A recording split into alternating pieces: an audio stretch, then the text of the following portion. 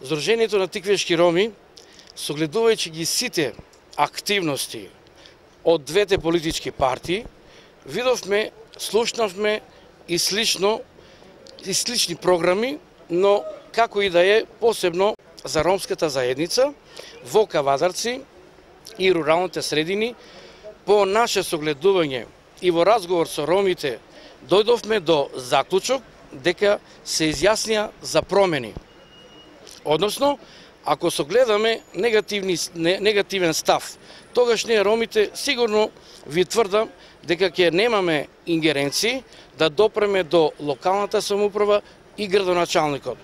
Бидејќи сите се знаеме како е кога едно ромско семејство кое не е едуцирано и не знае каде да го даде гласот, но ве уверувам дека ромската заедница, почнувајќи од Кавадарци, Неготино, Росман, селата Криволак, Пепелиште и другите, ќе разберат дека каде е централната власт, ние мораме и сме должни да бидеме со нив. Односно, да гласаме, бидејќи ќе немаме, рековме како прво, проект за едукација на ромите, образованието, социјалниот статус на ромите и како фекална или канализациона сфера, односно сето тоа да има колектор и слично.